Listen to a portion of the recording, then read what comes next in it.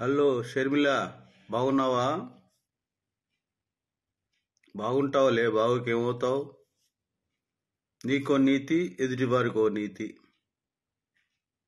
ఏంటి కాంగ్రెస్ పార్టీకి నీ షర్మిలమ్మ కాంగ్రెస్ పార్టీని అమ్మేసావటగా? అంటే నీ భాష ప్రకారం అమ్మేసావట కదా. కాంగ్రెస్ పార్టీ షర్మిలైన నీకు, వైఎస్ రాజశేఖర రెడ్డి గారి బిడ్డవైన నీకు ఎంత ప్యాకేజీ ఇచ్చారు కాంగ్రెస్ పార్టీ వాళ్ళు? చెప్తావా ఎంత ప్యాకేజీ ఇచ్చారు నీకు? నువ్వు ఒక మనిషిగా చెప్పాలి.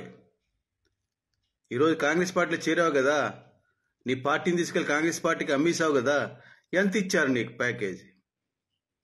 నోరుంది కదా అని నీ ఇష్టం వచ్చినట్లు గతంలో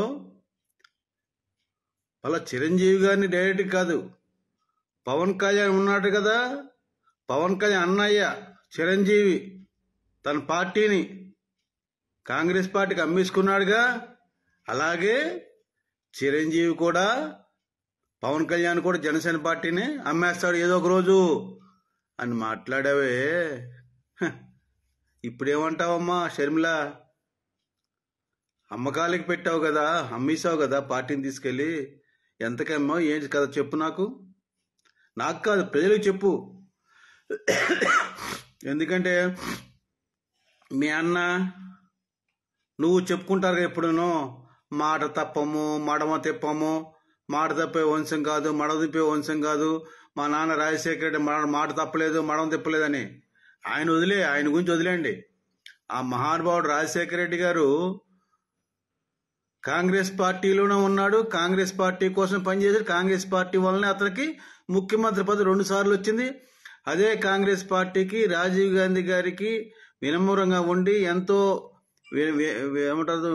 ఎంతో ఉందాగా వారి కింద వారి తలుచుకుంటూ, వారి ధ్యానం చేసుకుంటూ, వారిని తలుచుకుంటూ అట్లీస్ట్ రాజీవ్ గాంధీ గారిని ప్రధానమంత్రి చేయాలని కలగా అన్నాడు. 2014 కల్లా రాజీవ్ గాంధీ గారు చేయాలనుకున్నారు. కానీ ఏం చేశారు మీరందరూ కలిసి? మీ అన్న ఒక దొంగ, నువ్వు ఒక దొంగ, ఇద్దరు దొంగలు కలిసి కాంగ్రెస్ పార్టీని మొక్కలు చేసేసి, కాంగ్రెస్ పార్టీని నాశనం చేసేసి, ఈ రోజున కాంగ్రెస్ పార్టీ గురించి మాట్లాడుతూ కాంగ్రెస్ పార్టీలో కలిపేసింది పార్టీని తీసుకెళ్లి. ఎంతకన్నా సిగ్గుచేటు ఉంటుందో అసలు షర్మిల? మిమ్మల్ని నమ్ముతారా ప్రజలు? ఆ కాంగ్రెస్ పార్టీ ఎలా నమ్మింది తెలియదు కానీ నాకు, మిమ్మల్ని ఎవరు నమ్ముతారు? ఎవరు నమ్మరు. మాట తప్పడం మీ వంతే, మడమ తిప్పడం మీ వంతే, ప్రజల్ని మోసం చేయడం మీ వంతే. ఎందుకు ఈ డ్రామాలు?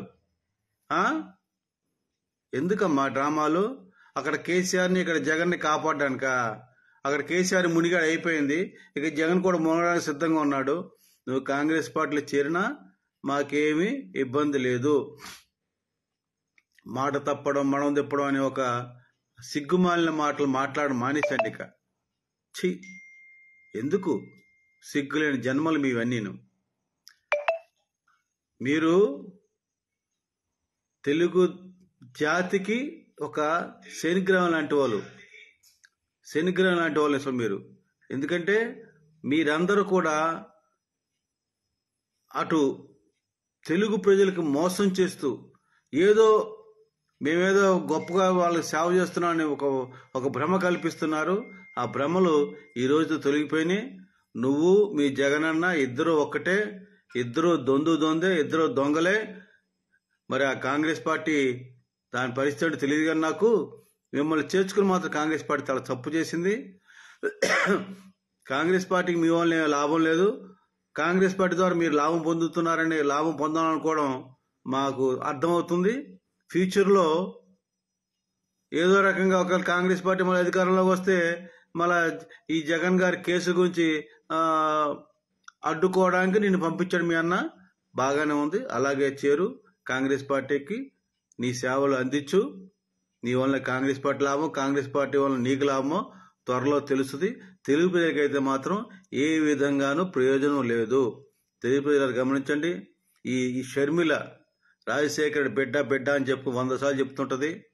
ఈ పనికిమాలిన బిడ్డ ఆ రోజు చిరంజీవి గారి తన పార్టీని అమ్మేసుకున్నాడని, ఏదో ఒక రోజు పవన్ కళ్యాణ్ కూడా అమ్మేసుకుంటాడని మాట్లాడిన దౌర్భాగ్యురాలు ఈ రోజున తన పార్టీని కాంగ్రెస్ పార్టీకి అమ్మేసి ప్యాకేజ్ తీసుకుని